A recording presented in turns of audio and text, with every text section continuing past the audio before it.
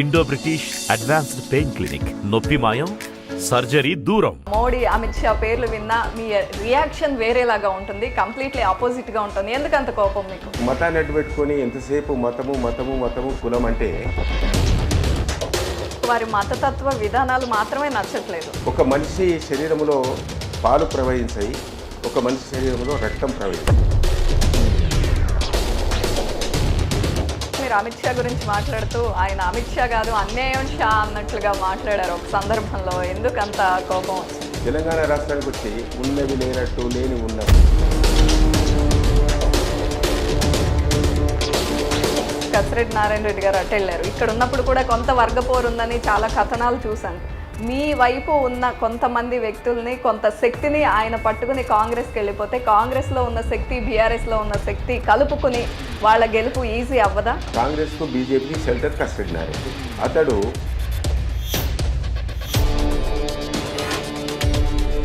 Congress party అనూహ్యంగా రేస్లోకి వచ్చింది, second పొజిషన్లోకి వచ్చేసింది. అధికార పార్టీకి దగ్గరలో పర్సంటేజ్ దగ్గరలో ఉంది అని చాలా సర్వేలు చెప్తున్నాయి. ఇదంతా ఎట్లా చెప్తారు?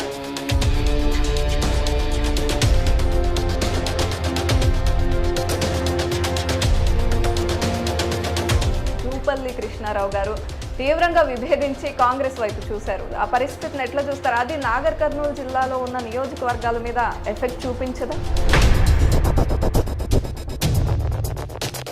పొంగులేటి శ్రీనివాస్ గారి గురించి మాట్లాడినా కూడా ఒకప్పుడు శ్రీనివాస్ రెడ్డి వేరు, ఇప్పుడు శ్రీనివాస్ రెడ్డి వేరు. ఒకప్పటి శ్రీనివాస్ రెడ్డి వేరు, ఇప్పుడు వేరు అంటే ఏం డిఫరెన్స్ వచ్చింది?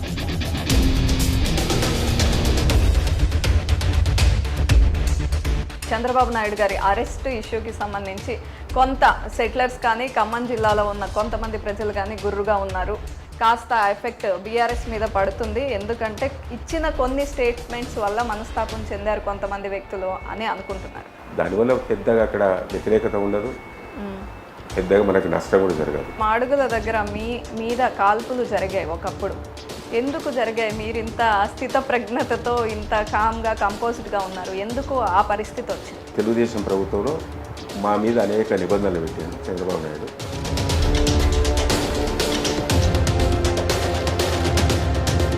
AK-47 రైఫిల్స్ తోటి నా మీద కాల్పులు జరిపారు. 59 రౌండ్స్ బుల్లెట్స్ మీద. బీఆర్ఎస్ పార్టీ వచ్చే ఎన్నికల్లో ఎన్ని సీట్లు గెలవబోతోంది అని అడిగితే, మా ముఖ్యమంత్రి గారి దగ్గర ఉన్నటువంటి సర్వే రిపోర్ట్స్ ప్రకారంగా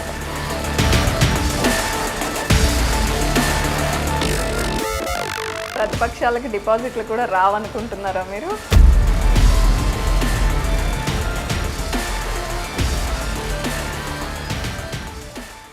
నమస్తే, welcome to I dream news. నేను దీప. ప్రస్తుతం మనం కల్వకుర్తి నియోజకవర్గ సిట్టింగ్ ఎమ్మెల్యే జైపాల్ యాదవ్ గారితో ఉన్నాం. అయితే గులాబీ జెండా మళ్ళీ తెలంగాణలో ఎగురవేస్తాం, ఖచ్చితంగా కల్వకుర్తిలో గెలుపు నాదే అని ధీమా వ్యక్తం చేస్తున్నారు. వారితో మాట్లాడే ప్రయత్నం చేద్దాం. నమస్తే. నమస్తే. ఏంటి, ఎట్లా ఉంది కల్వకుర్తి నియోజకవర్గం? ముందుగా మిమ్మల్ని సహనశీలిగా మేము చూసాము. ఎప్పుడు ఎక్కడ మాట తడబడకుండా చక్కగా మంచి ఉచ్చారణతో ఎప్పుడు ఒక మాట దొరలకుండా మాట్లాడతారు. ఇది ఎక్కడి నుంచి వచ్చింది అంటే ఆధ్యాత్మికం వైపు కూడా ఉన్నారని నాకు తెలుసు మీరు. సో ఇదంతా ఎట్లా? కల్వకుర్తి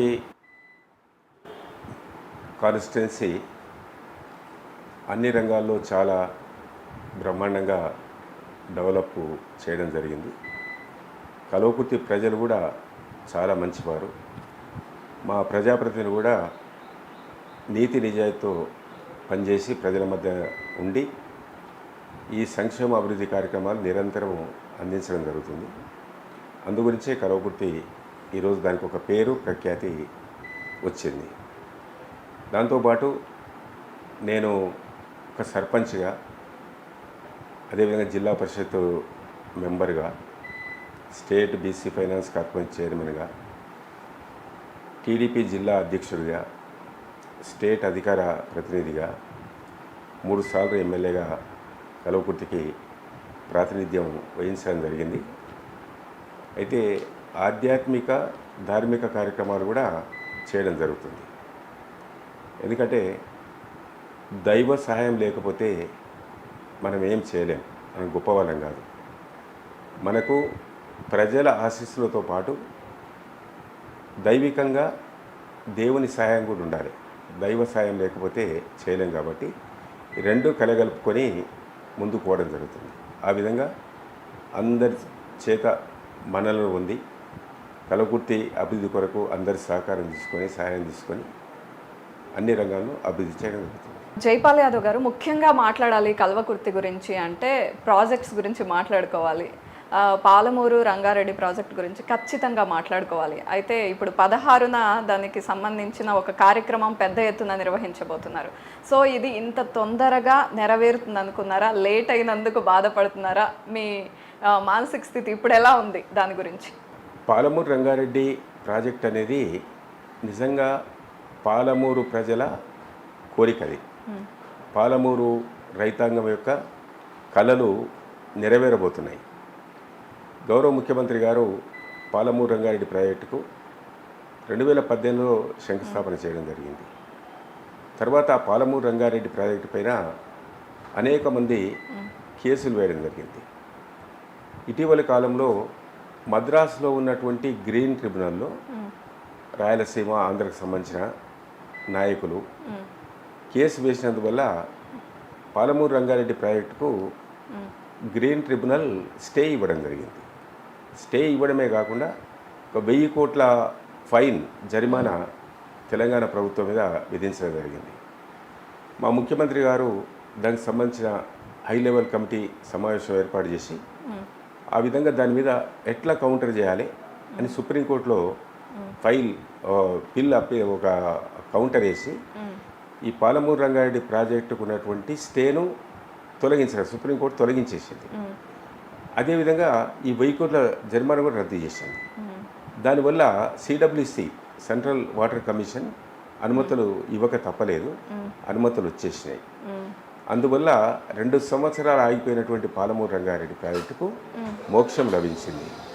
మోక్షం లభించడమే కాకుండా ఈరోజు పనులు మొత్తం కూడా ప్రారంభమైనాయి. ప్రాజెక్టుకు సంబంధించినటువంటి రిజర్వాయర్స్ మొత్తం కూడా ఇవాళ నార్లాపూర్ రిజర్వాయర్ ఫస్ట్ పంపు దానికి 9 మోటార్స్ బిగించడం జరిగింది. ఇలా బిహెచ్ఎల్కి సంబంధించినటువంటి 1,95,000 హార్స్ పవర్ ఉన్నటువంటి మోటార్స్ బిగించడం జరిగింది. దాని తర్వాత ఏదుల, దాని తర్వాత ఒట్టెం, దాని తర్వాత కరివేన, దాని తర్వాత ఉద్దండపూర్, ఈ 5 రిజర్వాయర్స్ కూడా ఈరోజు ఆల్మోస్ట్ 90% కంప్లీట్ అయిపోయినాయి.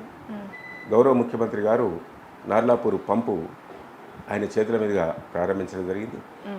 ఏదుల రిజర్వాయర్స్ వాటర్ వచ్చేసింది.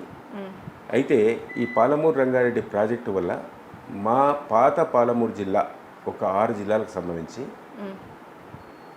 12,40,000 ఎకరాలకు సాగునీరు వస్తుంది. ఈ 12,40,000 సాగునీరు వచ్చినప్పుడు రంగారెడ్డి జిల్లా కూడా 5 లక్షల ఎకరాలకు వస్తుంది. అందులో మా కలవకుర్తికి 1,00,000 ఎకరాలకు సాగునీరు వస్తుంది. మా కలవకుర్తిలో ఉన్నటువంటి కడతాల్ మండల్, ఆమన్గల్ మండల్, అదేవిధంగా తలకొండపల్లి, వెల్దండ, కలవకుర్తి, ఒంగూరు, చారగొండ, మాడుగులు 1,00,000 ఎకరాలకు ఈ పాలమూరు రంగారెడ్డి ప్రాజెక్టు ద్వారా సాగునీరు వస్తుంది. ముఖ్యమంత్రి గారు మొన్ననే ఒక 15,000 కోట్ల రూపాయల టెండర్స్ పిలిపించడం జరిగింది. ఈ కాలువలు అన్నిటి కూడా కాలువల పనులు ప్రారంభం కాబోతున్నాయి.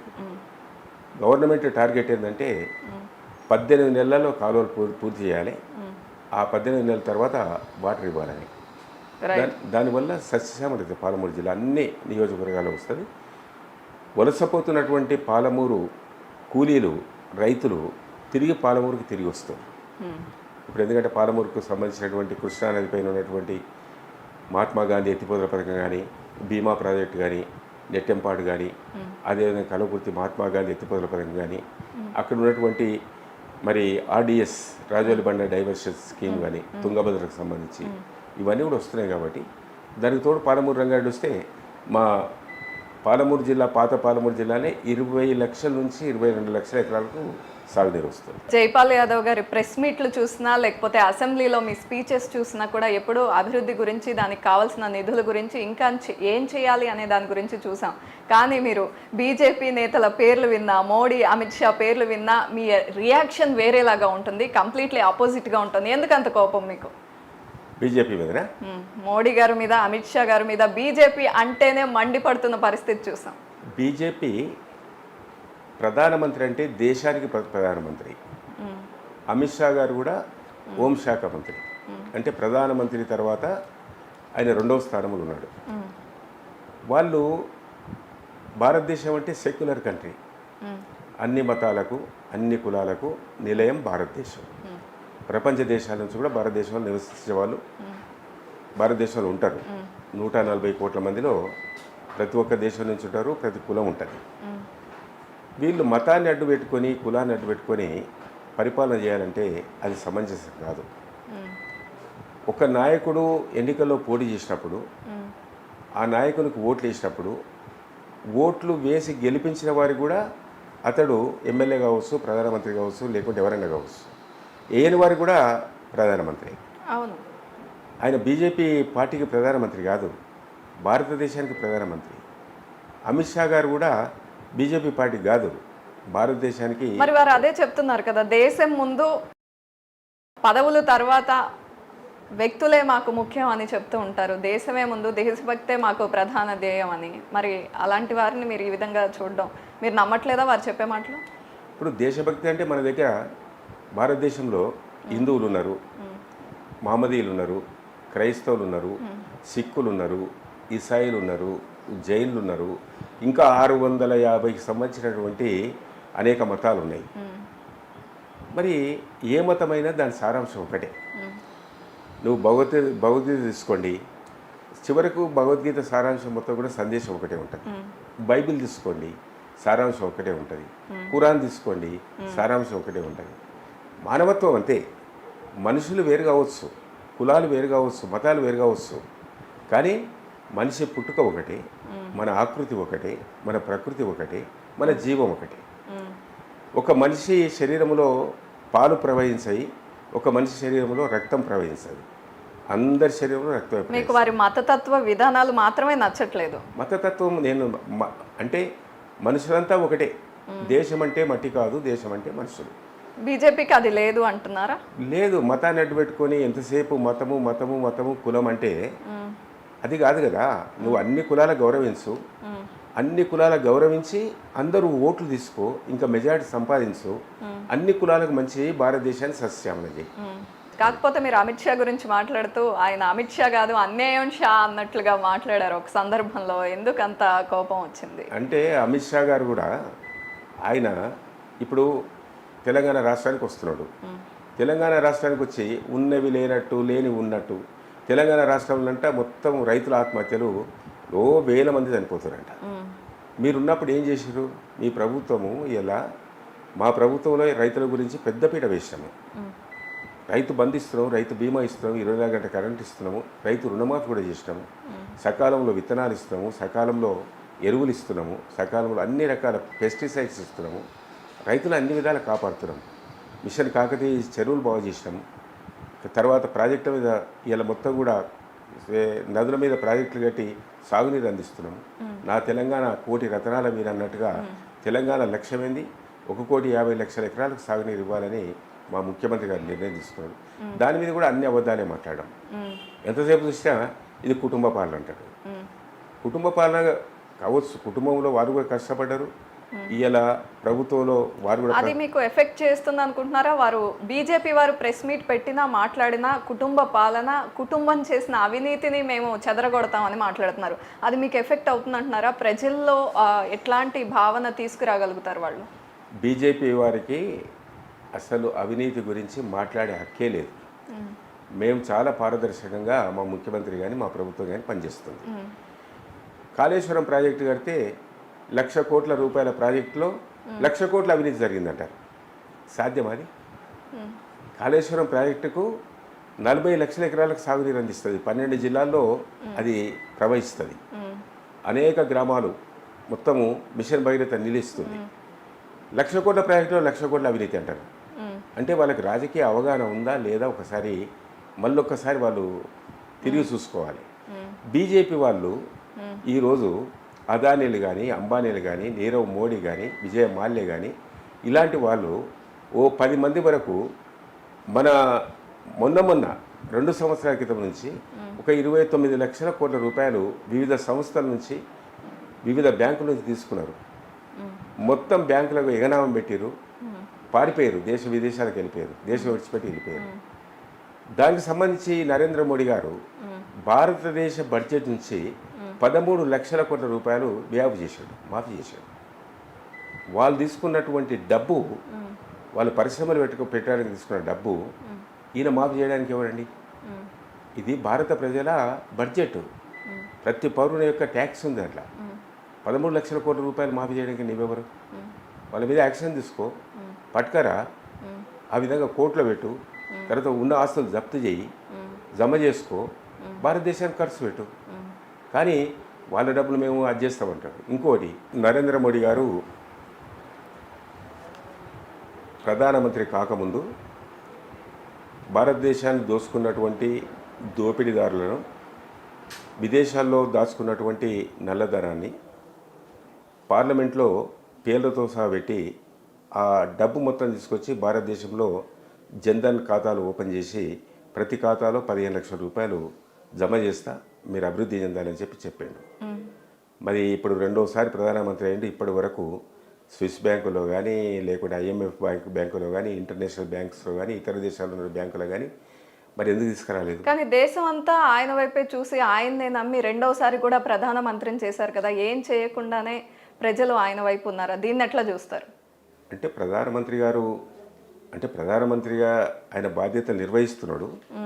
కానీ ప్రాక్టికల్గా భారతదేశంలో ఉన్నటువంటి ప్రజలకు కేంద్ర ప్రభుత్వం ద్వారా డైరెక్ట్గా ఎక్కడ కూడా ఆర్థిక సాయం అందడం లేదు.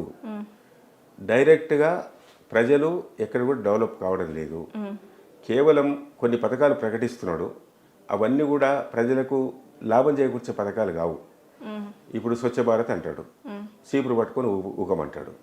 అది కాదు కదా. ఇలా తెలంగాణలో ప్రవేశపెట్టిన పథకాలు డైరెక్ట్గా అన్ని కులాలకు, అన్ని కుటుంబాలకు, ప్రతి వ్యక్తికి అందుతున్నాయి. ఒక కళ్యాణ లక్ష్మి కావచ్చు, షాది ముబారక్ కావచ్చు, కేసీఆర్ కిట్ కావచ్చు, రైతు బంధు కావచ్చు, రైతు బీమా కావచ్చు, 24 గంటల కరెంటు కావచ్చు, అదేవిధంగా ఆరోగ్య లక్ష్మి కావచ్చు, గృహలక్ష్మి కావచ్చు, దళిత బంధు కావచ్చు, బీసీ ఆర్టిజన్స్ కావచ్చు, మైనార్టీ కావచ్చు, ఈ విధంగా అనేక పథకాలు. ఇలా మొత్తం ఆసరా పెన్షన్లు కావచ్చు, దివ్యాంగులకు కావచ్చు, విడో పెన్షన్స్ కావచ్చు, అదేవిధంగా ఒంటరి మహిళ భర్తలు విడిచిపెట్టిన వాళ్ళు కావచ్చు, దాంతోపాటు కుల వృత్తులు, చేనేత కావచ్చు, గీత కావచ్చు, బీడీ కార్మికులు కావచ్చు, ఇలాంటి వారికి, దిక్కులేనటువంటి వారికి ఈరోజు ప్రభుత్వం ద్వారా కొన్ని స్కీమ్స్ ద్వారా వాళ్ళు ఈరోజు 2 పూటలు తినడానికి, జీవించడానికి అవకాశం కల్పించింది. అటువంటి స్కీమ్స్ కావాలి. ఇప్పుడు తెలంగాణలో అనేక కార్యక్రమాలు తీసుకున్నాం. తెలంగాణ రాష్ట్రం ఏర్పడ్డది. రాజ్యాంగంలో ఏముంది? కాన్స్టిట్యూషన్లో ఆర్టికల్ 3లో ఏముంది? కొత్త రాష్ట్రం ఏర్పడితే కొత్త రాష్ట్రానికి కేంద్ర ప్రభుత్వము ప్రత్యేకమైన నిధులు ఇవ్వాలి, ప్రత్యేక ప్యాకేజ్ ఇవ్వాలి, తర్వాత నేషనల్ ప్రాజెక్టుగా డిక్లేర్ చేయాలి. చేసిండా? తెలంగాణ బిల్లులో ఏముంది? బిల్లు అమలు చేసిండే? చేయలేదు. ఇలా పోలవరానికి జాతీయ హోదా ఇచ్చారు.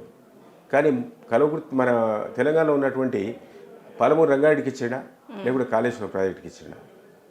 తెలంగాణలో ఉన్నటువంటి మొన్న గిరిజన యూనివర్సిటీలో ప్రకటించాను, బయ్యారం ఉక్కు ఫ్యాక్టరీ ఏమైంది, కోచ్ ఫ్యాక్టరీ ఏమైంది, మనకు మెడికల్ కాలేజ్ ఇవ్వాలి.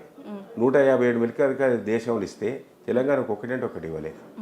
ఇది రాష్ట్ర ప్రభుత్వం, ముఖ్యమంత్రి గారే 32 జిల్లాలో మెడికల్ కాలేజ్ ఏర్పాటు చేయడం జరిగింది. హైదరాబాద్ అయితే అంతర్జాతీయ స్థాయిలో కార్పొరేట్ హాస్పిటల్స్ 4 అన్ని మూలలు ఏర్పాటు చేయడం జరిగింది. ఇలా ఆరోగ్యమే మహాభాగ్యం అనే విధంగా మా ప్రభుత్వం పనిచేస్తుంది. విద్య కూడా గొప్ప అవకాశం ఇచ్చింది. 1001 గురుకుల పాఠశాల ఏర్పాటు చేయడం జరిగింది, అన్ని కులాలు కూడా. మీ దగ్గర ఏముంది? మీరు ఏమిస్తారు? ఒట్టి మాటలు తప్ప. ఎలక్షన్ల ముందొచ్చి ఏదో ప్రజలను మోసం చేసి మాయ మాటలు చెప్పి ఆ విధంగా తిరిగి వెళ్ళిపోవడం తప్పిస్తే ఈ తెలంగాణ ప్రజలు నమ్మరు. బీజేపీ పార్టీ ఎఫెక్ట్ తెలంగాణలో గులాబీ పార్టీకి ఆ ప్రభావం పడుతుందా? అంటే అసలు బీజేపీ పార్టీకి సింగిల్ డిజిట్ రాదండి. ఇప్పుడు ఉన్నటువంటి ఈ పరిస్థితిలో, ఇప్పుడు ఉన్నటువంటి దాంట్లో బీజేపీ ఎమ్మెల్యేలు గెలిచే పరిస్థితే లేదు. ఎందుకంటే ప్రజలకు తెలుసు ఎవరికి ఓటేస్తే మంచిది, ఎవరిని గెలిపిస్తే మంచిది. పనిచేసే ప్రభుత్వం ఎవరిది, ఒట్టి మాటల ప్రభుత్వం ఎవరిది, ఆ విధంగా ప్రజలకు తెలుసు. కాబట్టి ప్రజలు తప్పకుండా బీజేపీకి తగిన విధంగా బుద్ధి చెప్తారు, కాంగ్రెస్ పార్టీ కూడా తగిన విధంగా బుద్ధి చెప్తారు. కాంగ్రెస్ పార్టీ అనూహ్యంగా రేస్లోకి వచ్చింది, 2nd పొజిషన్లోకి వచ్చేసింది. అధికార పార్టీకి దగ్గరలో పర్సంటేజ్ దగ్గరలో ఉంది అని చాలా సర్వేలు చెబుతున్నాయి. ఇదంతా ఎట్లా చూస్తారు? ఆ కర్ణాటక ఎలక్షన్ అయిన తర్వాత వీళ్ళకి కొంచెం ధైర్యం వచ్చింది, కాంగ్రెస్ పార్టీ నాయకులకు కానీ కాంగ్రెస్ పార్టీ కానీ. కానీ కర్ణాటకలో ఫెయిల్ అయిపోయింది ప్రభుత్వం. 3 గంటలు కూడా కరెంట్ ఇస్తలేరు. అసలు ఈరోజు పెన్షన్లు ఇవ్వడానికి కూడా డబ్బు లేవు. వాళ్ళు ఇచ్చిన ఎలక్షన్ హామీలు కూడా అమలు చేయడం లేదు.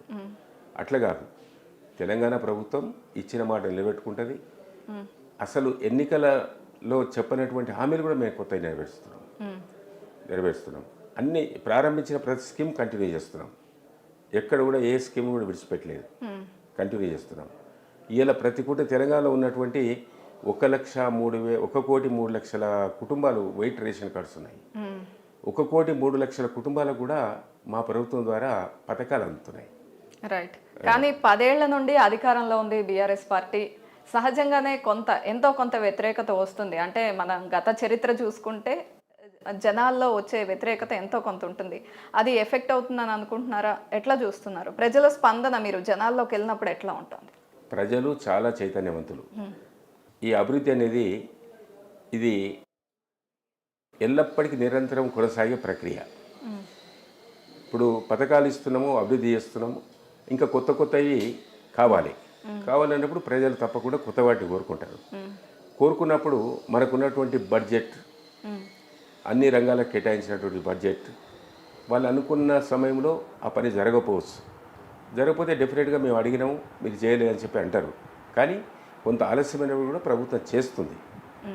అది ఆ విధంగా సహజంగా 10 సంవత్సరాలు ప్రభుత్వంలో ఉన్నప్పుడు ప్రజలు ఈ 10 సంవత్సరాల నుంచి మాకు ఈ పని చేయలేదని అంటారు, కానీ చేసిన పని గురించి చెప్పారు. ఇప్పుడు నేను ఎమ్మెల్యేగా ఉన్నా, ఒక గ్రామానికి 99% చేస్తాం, ఒక పని మిగిలిపోతుంది. ఆ 99% పనుల గురించి మాట్లాడరు, ఒక్క పని గురించి మాట్లాడతారు. అలాంటి సందర్భాలు మీకు కల్వకుర్తిలో ఎదురయ్యాయి? ఉంటాయి, డెఫినెట్గా ప్రతి గ్రామంలో ఉంటాయి. అదే ప్రధానమంత్రి కాన్స్టిట్యున్సీలో ఉంటాయి, ముఖ్యమంత్రి గారి కాన్స్టిట్యున్సీలో ఉంటాయి, మా కాన్స్టిట్యున్సీలో కూడా ఉంటాయి. ఎందుకంటే ఒకప్పుడున్న జనాభాకు ఇప్పుడు పోల్చుకుంటే 1కి 100 రెట్లు పెరిగిపోయింది. మన దేశానికి స్వాతంత్రం వచ్చినప్పుడు 40 కోట్ల ప్రజానికమే, కానీ ఇప్పుడు 140 కోట్లు అయింది. అప్పుడు తెలంగాణ రాష్ట్రం హైదరాబాద్ స్టేట్ ఉన్నప్పుడు హైదరాబాద్ స్టేట్ జనాభా ఎంత 30 లక్షలే. ఇప్పుడు ఓన్లీ తెలంగాణ జనాభా 4 కోట్లు.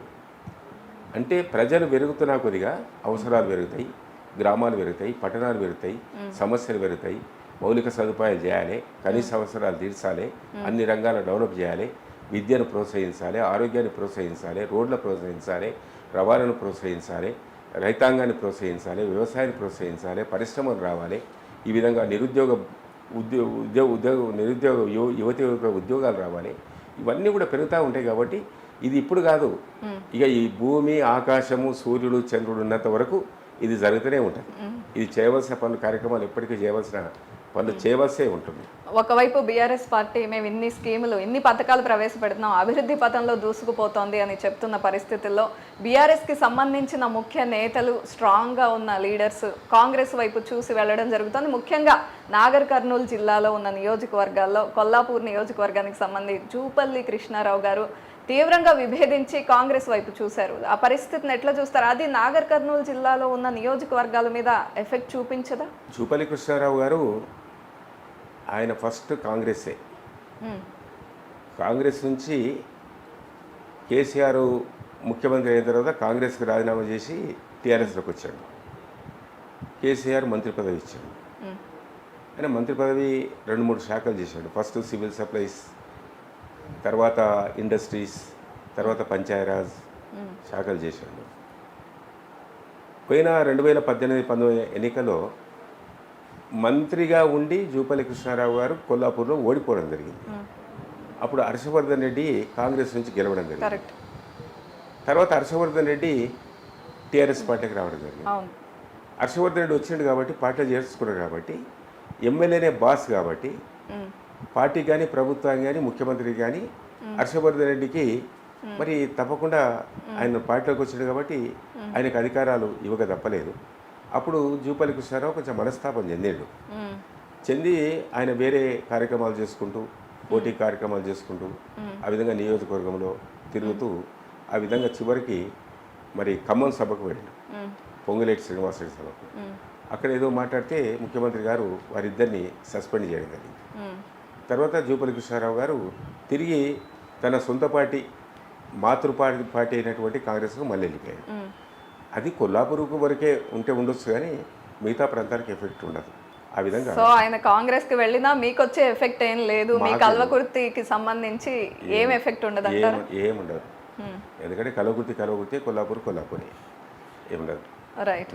పొంగులేటి శ్రీనివాస్ గారి గురించి మాట్లాడినా కూడా ఆయన కూడా అంటే ఒక స్ట్రాంగ్ ఖమ్మం జిల్లాకి సంబంధించి చూసుకుంటే కొంత బీఆర్ఎస్ పార్టీ అక్కడ వీక్గా ఉన్న పరిస్థితే ఉంది. సో ఇప్పుడు అలాంటి వ్యక్తులు కూడా వెళ్ళిపోయి కాంగ్రెస్లో చేరితే అక్కడ సీట్లు వారికి బలం చేకూరుస్తాయి కదా, ఇవన్నీ ఎట్లా చూస్తున్నారు? ఇప్పుడు నాయకుల మీద ప్రజలు ఆధారపడలేరు, ప్రజలు కూడా చాలా తెలివితేటలు వచ్చాయి, రాజకీయ చైతన్యం వచ్చింది, ప్రజలు స్వతంత్రంగా ఇలా జీవనం కొనసాగిస్తారు, స్వతంత్ర నిర్ణయాలు కూడా తీసుకోబోతారు. ఒకప్పుడు శ్రీనివాసరెడ్డి వేరు, ఇప్పటి శ్రీనివాసరెడ్డి వేరు. అంటే ఇప్పుడు ఉన్నటువంటి ఈ పరిస్థితిలో, ఈ రాజకీయ పరిస్థితిలో, ఇప్పుడు ఉన్నటువంటి వాతావరణ పరిస్థితులు అనుకోండి, అంటే ఒకప్పటి శ్రీనివాసరెడ్డి వేరు ఇప్పుడు వేరు అంటే ఏం డిఫరెన్స్ వచ్చింది? అంటే అప్పుడు వైఎస్ఆర్ పార్టీ నుంచి ఎంపీగా గెలిచిండు, ఒక 2 ఎమ్మెల్యేలు కూడా గెలిపించుకున్నాడు. వైఎస్ఆర్ పార్టీ గెలిచిన తర్వాత ఆయన టీఆర్ఎస్ పార్టీకి వచ్చాను. అయితే కేసీఆర్ నాయకత్వంలో ఖమ్మం జిల్లా కూడా బ్రహ్మాండంగా డెవలప్ జరిగింది. అక్కడ ఒక ప్రాజెక్టు కూడా, ఒక సీతారామ ప్రాజెక్ట్ అనుకుంటా, అది కూడా కొత్తగా వచ్చింది. దానివల్ల ఖమ్మం జిల్లాలో చాలా ఎఫెక్ట్ ఉంది. ఖమ్మం జిల్లాలో కూడా అన్ని రంగాలు బాగా డెవలప్ అయినాయి. కానీ ప్రజల్లో ఈ డెవలప్మెంటు, ఈ వెల్ఫేర్ చూస్తారు ప్రజలు. తుమ్మల నాగేశ్వరరావు గారు కూడా వెళ్ళిపోవడం జరిగింది. అంటే మీరు పార్టీకే ఎక్కువ స్ట్రెంగ్త్ ఉంది వ్యక్తుల కన్నా, లీడర్స్ కన్నా అనుకుంటున్నారా? పార్టీ స్ట్రెంగ్త్ లేకపోతే వ్యక్తులకు ఎంత స్ట్రెంగ్త్ ఉన్నా 2 కలిస్తేనే విజయం ఖాయమవుతుంది. 2 కలవకపోతే సింగిల్ అయిపోతారు. ఇప్పుడు ఎగ్జాంపుల్, పార్టీ 50% ఉందనుకోండి, క్యాండిడేట్ 50% ఉందనుకోండి, ఈజీగా పెద్ద మెజార్టీ వస్తుంది. పార్టీ 70% నుండి క్యాండిడేట్ 30% ఉందనుకోండి, కొంత మెజార్టీ తగ్గుతుంది. అట్లా అంటే నేను చెప్పేది అంటే, ఈ 10 సంవత్సరాల నుంచి 2014 ముందు తెలంగాణ రాష్ట్రం ఎట్లుంది, 2014 తర్వాత టీఆర్ఎస్ ప్రభుత్వంలో కానీ బీఆర్ఎస్ ప్రభుత్వంలో కానీ కేసీఆర్ నాయకత్వంలో తెలంగాణ రాష్ట్రం ఏ విధంగా డెవలప్ జరిగింది, ప్రజలు ఎప్పటికప్పుడు బేరీ చేసుకుంటారు, ప్రజలు చూస్తారు, గమనిస్తారు. కాబట్టి ఎప్పుడే కానీ ప్రజలు డెవలప్మెంట్ చూసి ఓటేస్తారు. ఆ విధంగా ఖమ్మం జిల్లా కూడా డెవలప్ జరిగింది. అంత వాళ్ళు అనుకున్నంత వాళ్ళకు అంత పెద్ద ఎత్తున ఓట్లు రావని నేను భావిస్తున్నాను. రైట్. అదేవిధంగా రీసెంట్గా జరిగిన ఒక ఇష్యూ, చంద్రబాబు నాయుడు గారి అరెస్ట్ ఇష్యూకి సంబంధించి కొంత సెటిలర్స్ కానీ ఖమ్మం జిల్లాలో ఉన్న కొంతమంది ప్రజలు కానీ గుర్రుగా ఉన్నారు. కాస్త ఎఫెక్ట్ బీఆర్ఎస్ మీద పడుతుంది, ఎందుకంటే ఇచ్చిన కొన్ని స్టేట్మెంట్స్ వల్ల మనస్తాపం చెందారు కొంతమంది వ్యక్తులు అని అనుకుంటున్నారు. సో దానికి ఏమంటారు? చంద్రబాబు నాయుడు అరెస్ట్ మాత్రం అక్రమమే, నేను కూడా ఖండిస్తున్నా. ఎందుకంటే చంద్రబాబు నాయుడు ఒక ఎకనామిస్ట్, చాలా సంవత్సరాలు, సుమారు 14 సంవత్సరాలు ముఖ్యమంత్రిగా పనిచేశాడు. ఏదో సంస్థ అక్కడ స్కిల్ డెవలప్మెంట్ కొరకు, అక్కడ వాళ్ళు నిరుద్యోగుల కొరకు, లేకుంటే అక్కడ యువతకు ఉపాధి కొరకు పెట్టినటువంటి ఆ కార్యక్రమాన్ని చంద్రబాబు నాయుడుకు రుద్దడము, అతని మీద కేసులు పెట్టడము, జైల్లో వేయడం మాత్రం అప్రజాస్వామికమే. దాని విషయంలో మేము పూర్తిగా ఆ ప్రభుత్వం తీసుకున్న నిర్ణయాన్ని ఖండిస్తున్నాం. సరే, ఇప్పుడు చంద్రబాబు నాయుడు అరెస్ట్ తర్వాత తెలంగాణలో ధర్నాలు కానీ అటువంటి చేయకూడదని చెప్పి మా వారైతే చెప్పిర్రో, దానివల్ల నేను అనుకుంటా, ఎందుకంటే శాంతి భద్రత, లా అండ్ ఆర్డర్ కాపాడాలి కాబట్టి అలాంటి సమస్య రాకూడదనే విషయంలో చెప్పిండొచ్చు. దానివల్ల పెద్దగా అక్కడ వ్యతిరేకత ఉండదు, పెద్దగా మనకు నష్టం కూడా జరగదు. కాంగ్రెస్ అనూహ్యంగా ముందుకొచ్చింది అని ఇంతకుముందే మాట్లాడుకున్నాం. రేవంత్ రెడ్డి గారి సారథ్యంలో దూసుకెళ్తోందని కాంగ్రెస్ నాయకులు కానీ కార్యకర్తలు కానీ చాలా స్ట్రాంగ్గా మేమే గెలుస్తాం, గెలుపు మాదే అంటున్నారు. అయితే మీరు వారు దరిదాపుల్లో ఉన్నారనుకుంటున్నారా, లేదు అవుట్రేట్గా మేమే వస్తాం అధికారంలోకి అనుకుంటున్నారా? ఇప్పుడు వాళ్ళు రేవంత్ రెడ్డి నాయకత్వంలో కాంగ్రెస్ దూసుకుపోతుంది అనే విషయంలో మళ్ళొక్కసారి ప్రజలు కానీ కార్యకర్తలు కానీ ఆలోచించాలి. ఇటీవల కాలంలో ఆయన పైన కూడా అనేక ఆరోపణలు వస్తున్నాయి. టికెట్ల విషయంలో సెలక్షన్ విషయంలో కూడా మరి ల్యాండ్స్ ఏదో రిజిస్ట్రేషన్ చేసుకోవడం అని లేకుంటే బీఫామ్ ఇస్తాం డబ్బు ఇవ్వాలని కానీ అది నిజమెంతో అబద్ధమెంతో కానీ బయట మాత్రం చాలా విపరీతమైనటువంటి ప్రచారం జరుగుతుంది. అయితే పార్టీలో ఒక నాయకత్వం చాలా సమర్థవంతంగా చాలా నీతితోటి నిజాయితీతోటి నిర్దిష్టమైన విధానాలతోటి ఉండాలి. ఒకవేళ తప్పటడుగు వేస్తే మాత్రము ఉన్న కాంగ్రెస్ పార్టీ కూడా తుడిచిపెట్టుకుపోతుంది. అయితే మీకు వాళ్ళు పోటీ కాదనుకుంటున్నారా? ఏం కాదు మాకు. నేను ఎప్పుడు గెలిచా కాంగ్రెస్ మీద గెలిచాను కదా. మా కలుపుతో నేను ఎప్పుడు గెలిచా. కల్వకుర్తి నియోజకవర్గం చూసుకుంటే కొంచెం విచిత్రమైన పరిస్థితి ఉంటుంది. మీరు అన్నట్టు ఇంతకుముందు కొన్ని ప్రెస్ మీట్స్లో మా వాళ్ళు చాలా చైతన్యవంతులు అని మాట్లాడారు. 9 సార్లు గెలిచిన చరిత్ర ఉంది కాంగ్రెస్కి అక్కడ. తర్వాత టీడీపీ 2 సార్లు గెలిచినట్టుంది, జనతా పార్టీ 2 సార్లు, ఇండిపెండెంట్లు 3 సార్లు గెలిచినట్టున్నారు. మరి కాంగ్రెస్కి ఒక స్ట్రాంగ్ క్యాడర్ ఉన్నట్లే అక్కడ 9 సార్లు గెలిచింది అంటే. వాళ్ళంతా ఇప్పుడు లేరు, డైవర్ట్ అయిపోయారని మీరు నమ్ముతున్నారా? అంటే కాంగ్రెస్ స్వాతంత్రం వచ్చినప్పటి నుంచి కాంగ్రెస్ పార్టీ ఉంది కదా, అప్పుడు వేరే పార్టీలు లేకున్నాయి. అదే కోవలోనే ఇండిపెండెంట్లను గెలిపించారు అక్కడ. అయితే జనతా పార్టీ అనేది తర్వాతనే వచ్చింది, టీడీపీ అనేది తర్వాతనే వచ్చింది. తర్వాత కాంగ్రెస్ పార్టీలో సరైనటువంటి వ్యక్తికి టికెట్లు ఇవ్వకపోవడం వల్ల కాంగ్రెస్ పార్టీలో ఉన్నటువంటి సీనియర్సే పోటీ చేసి గెలిచాడు, ఇండిపెండెంట్ గెలిచాడు. పడకల వెంకరెడ్డి అనే వ్యక్తి ఒకసారి గెలిచాడు, ఎడమ కిష్టారెడ్డి ఒకసారి గెలిచాడు. అంతే. ఈ 2 సార్లు కాంగ్రెస్ వ్యక్తులే ఇండిపెండెంట్గా పోటీ చేసి గెలిచారు. అయితే కాంగ్రెస్ ఫస్ట్ నుంచి స్వాతంత్రం వచ్చినప్పటి నుంచి కాంగ్రెస్ ఉంది కాబట్టి మన ఒక్కరిగానే కాదు, దేశంలో కాంగ్రెస్ అప్పుడు పండిట్ జవహర్లాల్ నెహ్రూ మొదలుకొని ఇందిరాగాంధీ వరకు కూడా కాంగ్రెస్ ఉన్నాయి కదా. 56 సంవత్సరాల కేంద్రాన్ని వాళ్ళే పరిపాలించారు, రాష్ట్రాన్ని వాళ్ళే పరిపాలించారు. ఆ విధంగా కాంగ్రెస్ ఉంటుంది కదా, ఉంటుంది, తప్పదు. ఇప్పుడు గజ్వేల్ ఉంది, గజ్వేల్ కూడా ఇంతో అంత కాంగ్రెస్ ఉంటుంది కదా. కరెక్టే. కాకపోతే బీఆర్ఎస్ నుండి ఇప్పుడు కసిరెడ్డి నారాయణ రెడ్డి గారు అటు వెళ్ళారు. ఇక్కడ ఉన్నప్పుడు కూడా కొంత వర్గపోరు ఉందని చాలా కథనాలు చూశాను. మీ వైపు ఉన్న కొంతమంది వ్యక్తుల్ని, కొంత శక్తిని ఆయన పట్టుకుని కాంగ్రెస్కి వెళ్ళిపోతే కాంగ్రెస్లో ఉన్న శక్తి, బీఆర్ఎస్లో ఉన్న శక్తి కలుపుకుని వాళ్ళ గెలుపు ఈజీ అవ్వదా? కసిరెడ్డి నారాయణ రెడ్డి గారు మా ముఖ్యమంత్రి గారు ఫస్ట్ టైం 6 సంవత్సరాల కొరకు ఎమ్మెల్సీ ఇచ్చాడు ఆయనకు. అది అయిపోయిన తర్వాత 2వ సారి కూడా ఏకగ్రీవంగా ఇచ్చాడు, ₹1 ఖర్చు లేకుండా ఇచ్చాడు. ఎమ్మెల్సీ పదవి అనేది ఎమ్మెల్యే పదవి కన్నా ప్రోటోకాల్ పెద్దది వాస్తవంగా. అయితే నేను ఎమ్మెల్యేగా ఉన్నప్పుడు కూడా, ఆయన ఎమ్మెల్సీ ఉన్నప్పుడు కూడా నిజమైనటువంటి టీఆర్ఎస్ కానీ, నిజమైనటువంటి కార్యకర్తలు కానీ, ప్రజాప్రతినిధులు కానీ, మా ఓటర్స్ కానీ ఎమ్మెల్యేగా నాకు ఓటేసిన నా దగ్గరికి వచ్చేది. మా నియోజకవర్గంలో ఉన్నటువంటి కాంగ్రెస్ బీజేపీ వాళ్ళకి సీఎంఆర్ఎఫ్ కావాలన్నా, ఎల్ఓసి కావాలన్నా, లేకుంటే ఏసీడీఎఫ్ ఫండ్ కావాలన్నా, లేకుంటే ప్రభుత్వం ద్వారా ఇంకేదైనా రికమెండేషన్ కావాలన్నా కసిరెడ్డి నారాయణ రెడ్డికి పోయేది. ఆ కాంగ్రెస్కు బీజేపీకి షెల్టర్ కసిరెడ్డి నారాయణ రెడ్డి. ఆ విధంగా ఆ గ్రూపు ఇప్పుడు ఎవరి గ్రూపు పార్టీలో ఉన్నప్పటికీ వాళ్ళ పనులు చేయించుకోవడం కోసం వారి దగ్గరికి వెళ్ళేవాడు, మా దగ్గరికి వెళ్ళేవాడు. మా దగ్గర రాకపోయేది. ఎందుకంటే నేను వాళ్ళ పార్టీ కాదు కదా, నాకు పోటీ వేయలేదు కదా. ఆ నాయకుడు, మనం వ్యతిరేకించే నాయకులు అతని దగ్గరికి వెళ్ళేది. అతడు పార్టీ వ్యక్తులకు కాకుండా ఇతర పార్టీల వాళ్ళకి పనిచేసేది. అంటే మాకు పోటీగా ఒకటి తయారు చేసుకోవాలని. ఇప్పుడు అట్లా ఉండదు. మళ్ళీ ఎన్నికలు వచ్చినాయి కాబట్టి బీజేపీ అవుతుంది, కాంగ్రెస్ అవుతుంది.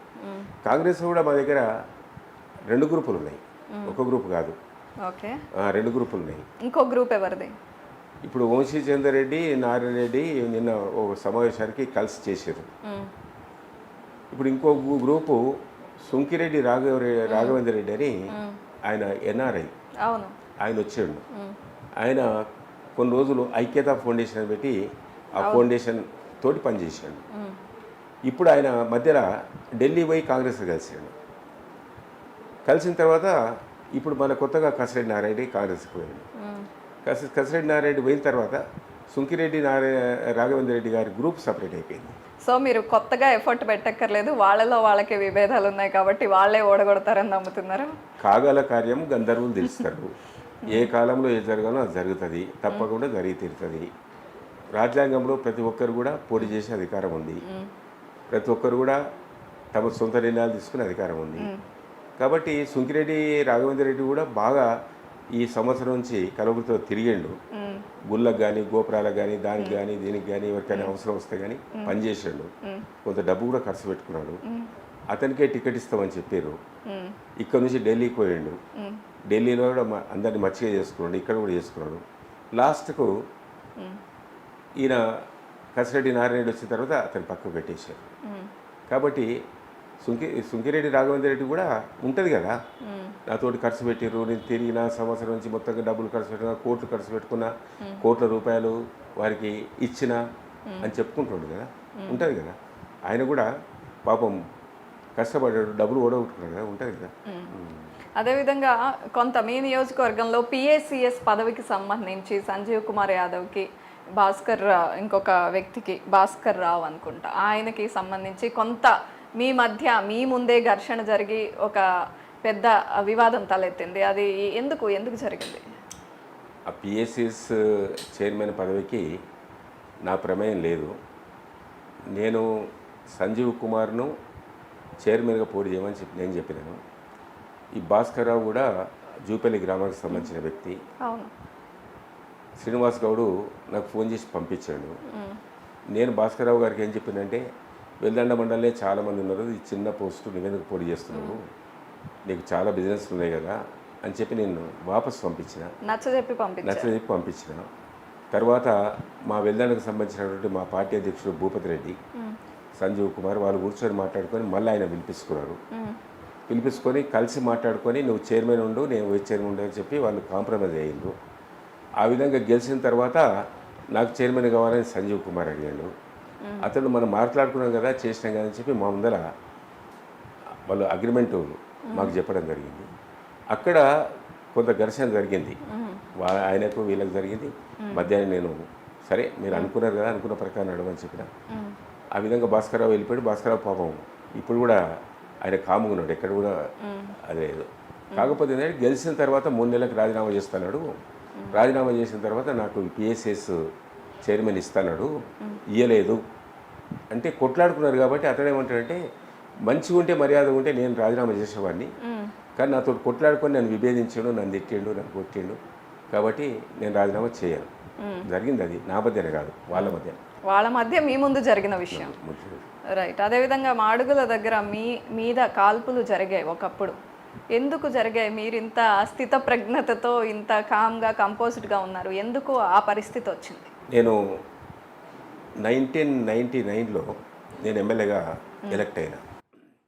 అప్పుడు చంద్రబాబు నాయుడు గారు ముఖ్యమంత్రి ఉన్నాడు. మనకు బ్రహ్మోత్సవాలు, తిరుపతి బ్రహ్మోత్సవాలు జరుగుతున్నాయి. బ్రహ్మోత్సవాలకు ముఖ్యమంత్రి గారు పట్టు వస్త్రాలు కానీ తలంబరాలు కానీ తీసుకెళ్ళాలి. ముఖ్యమంత్రి గారు తిరుపతి వెళ్ళాడు. అలిపిరి దగ్గర మన చంద్రబాబు నాయుడు మీద అక్కడ బ్లాస్టింగ్ జరిగింది, నక్సల్స్ జరిగిన తర్వాత సరే ఆ దేవుని దయ వల్ల ఆయన బతికి కట్టాడు, బయటపడ్డాడు. తర్వాత అదే సంవత్సరంలో నవంబర్ 7th నాడు అప్పుడు మనకు గ్రామాల్లో మనకు దీపావళి పండుగ వస్తుంది, తర్వాత దాంతోపాటు నోముల పండుగ వస్తుంది. వచ్చినప్పుడు నేను మాడుగుల మండలంలో పర్యటిస్తున్నాను. సాయంత్రం 6:05 మాడుగుల నుంచి హైదరాబాద్ వచ్చే క్రమంలో నా పైన 4 నక్సలైట్లు AK-47 రైఫిల్స్ తోటి నా మీద కాల్పులు జరిపారు. 59 రౌండ్స్ బుల్లెట్స్ పోయినాయి. ఆ విధంగా కాల్పులు జరిపారు. జరిపినప్పుడు మేము మా వెహికల్లో ఉన్నటువంటి వాళ్ళు అందరు కూడా బుల్లెట్స్ పోయినప్పుడు కూడా అందరు కూడా ఎవరు కూడా చనిపోలేదు. తర్వాత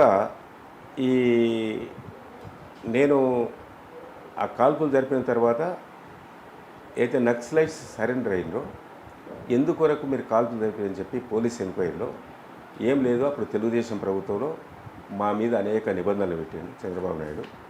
అందుకొరకు చంద్రబాబు నాయుడును అలిపి దగ్గర బ్లాస్ట్ చేసినాం. తెలుగుదేశంలో ఉన్నటువంటి ఎమ్మెల్యేలను టార్గెట్ చేసినాం. ఎవరు దొరికినా వాళ్ళని కాల్చాలని. ఈ ఎమ్మెల్యే దొరికిండు, అక్కడ కాల్చినామని చెప్పారు. వ్యక్తిగత కక్ష ఏం లేదు, రివెంజ్ ఆన్ గవర్నమెంట్. వ్యక్తిగత మా మీద ఎలాంటి ఆరోపణ లేదు, వ్యక్తిగతంగా మా మీద లేదు, ప్రభుత్వం మీద రివెంజ్ తీసుకోవాలనే ఉద్దేశంతో కాల్పులు చెప్పారు. వాళ్ళ స్టేట్మెంట్స్ ఆ క్షణంలో అనిపించలేదా, ఎందుకు ఈ రాజకీయాలు మనకి, ఏంటిది, ఏమీ చెయ్యకుండా ఏం చేయకుండా మన మీద ఏంటి కక్ష అని చెప్పి ఎప్పుడు వెనకడుగు వేయలేదా అది జరిగినప్పుడు? అంటే ఆ కాల్పుల్లో చనిపోతేనేమో ఏమనుకోకపోతే బతికినాం కాబట్టి మళ్ళీ ఈ ప్రజలకు సేవ చేయాలి, మళ్ళీ నా ప్రాంతాన్ని కాపాడుకోవాలి, మళ్ళీ ఇంకా కసి పెరిగిందా మీలో? పెరిగింది కదా, అంతే కదా. అట్లా ఆ విధంగా నా కలవకుర్తిని అన్ని రంగాల్లో ముందుకు తీసుకురావాలనే ఉద్దేశంతో అంత కాల్పులు జరిగినా అన్ని కష్టాలు అనుభవించిన కలవకుర్తి కొరకు నిరంతరం పాటుపడుతున్నాను. రైట్. కల్వకుర్తి నియోజకవర్గానికి ఒక ప్రత్యేకత ఉంది. 3 నేషనల్ హైవేస్ ఉన్నాయి. ఒక ముఖ్య పట్టణంగా అభివృద్ధి చెందే అన్ని అంశాలు దానికి ఉన్నాయి. సో ఇప్పుడు కల్వకుర్తి నియోజకవర్గానికి ఇంకా ఏమేం కావాలి అని అడిగితే? కలవకుర్తి నియోజకవర్గానికి ఇప్పుడు మాకు మహాత్మా గాంధీ ఎత్తిపోతల పథకం వచ్చింది. తర్వాత పాలమూరు రంగారెడ్డి ప్రాజెక్టు కూడా చివరి దశలో ఉంది. అదేవిధంగా 3 నేషనల్ హైవేస్ వచ్చినాయి. హైదరాబాద్ టు శ్రీశైలం, కోదాడ టు మన బెంగళూరు రోడ్ జడ్చల్రా. అదేవిధంగా ఇప్పుడు కుట్ర నుంచి మనకు తిరుపతి నంద్యాల రోడ్డు, సోమశిల ప్రాజెక్ట్, అదొకటి వచ్చింది. వర్క్ స్టార్ట్ అయిపోయింది. అదే కాకుండా మాకు త్రిబులార్ కూడా వస్తుంది. మాకు ఆమనగల్ మధ్య నుంచి త్రిబులార్ వస్తుంది. అది హైదరాబాద్కి సమీపంలో ఉంది, ఎయిర్పోర్ట్కి సమీపంలో ఉంది. మాకు టీసీఎస్ కానీ, అది ఇన్ఫోసిస్ కానీ, లేకుంటే ఏరోస్పేస్ కానీ, హార్డ్వేర్ పార్క్ కానీ, లేకుంటే ఐటీ కంపెనీస్ కానీ చాలా వస్తుంది. కలవకుర్తికి బాగా చరిత్ర ఉంది. దాంతోపాటు కడతాల్ ప్రాంతంలో మనకు ఫార్మాకి సంబంధించిన 19,000 ఎకరాల్లో అది లేటెస్ట్ టెక్నాలజీ కంపెనీస్ వస్తున్నాయి. ఒక ఫార్మా యూనివర్సిటీ కూడా మా కడతాల్ ఏరియాలో ప్రపోజల్లో ఉంది. ఒక ఫార్మా టౌన్షిప్ కూడా ప్రపోజల్లో ఉంది.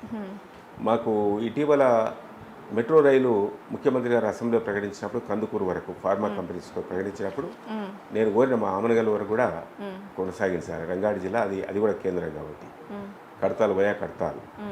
ఆ విధంగా కలవకుర్తికి మంచి ఈ ఫ్యూచర్ ఉంది, భవిష్యత్తు ఉంది.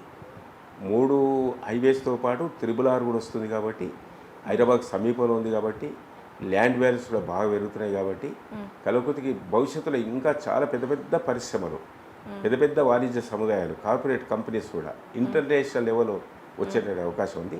దాని గురించి మేము ఎప్పటికప్పుడు ప్రణాళికలు తయారు చేసుకుంటాం, కార్యాచరణ ప్రణాళిక కూడా తయారు చేస్తున్నాం. రైట్. ఫైనల్గా బీఆర్ఎస్ పార్టీ వచ్చే ఎన్నికల్లో ఎన్ని సీట్లు గెలవబోతోంది అని అడిగితే? మా ముఖ్యమంత్రి గారి దగ్గర ఉన్నటువంటి సర్వే రిపోర్ట్స్ ప్రకారంగా 100 సీట్స్ గెలుస్తామని, 100 ఇంకా అవకాశం వస్తే 100+ అని కూడా ముఖ్యమంత్రి గారు అనేక సార్లు చెప్పడం జరిగింది. ప్రతిపక్షాలకి డిపాజిట్లు కూడా రావనుకుంటున్నారా మీరు? 119 సీట్స్లో 100 గెలుస్తారని ధీమా వ్యక్తం చేస్తున్నారు. అంటే 100 ఒక 60 సీట్లలో మాత్రం అవుట్ రైట్గా మా పార్టీ, అంటే అవుట్ రైట్గా వేరే పార్టీలు లేవు. ఆ డిపాజిట్ కన్ఫర్మ్డ్ సీట్స్ 60 సీట్స్, 60 ఏమో అవుట్ రైటు. మిగతా దాంట్లో కూడా మేము గెలుస్తాం కానీ 50,000, 60,000, 70,000 కాకపోవచ్చు. మెజారిటీ తక్కువ గెలిపే కదా. 5,000 వచ్చినా, 10,000 వచ్చినా, 20,000 వచ్చినా, 15,000. మళ్ళీ తెలంగాణలో గులాబీ జెండానే ఎగురుతుంది అనుకుంటున్నారా? డెఫినెట్గా గులాబీ జెండానే. తెలంగాణలో ప్రజలు మొత్తం కూడా ఈరోజు గులాబీ జెండా వైపే ఉన్నారు. అన్ని నియోజకవర్గాల్లో కూడా గులాబీ జెండాను ఎగిరేయడానికి ప్రజలు కూడా ఎన్నికలు ఎప్పుడు వస్తాయో సంసిద్ధంగా ఉన్నారు. Right. Thank you so much Jaipal Yadav గారు. థ్యాంక్ యూ అమ్మా. Thank you very much.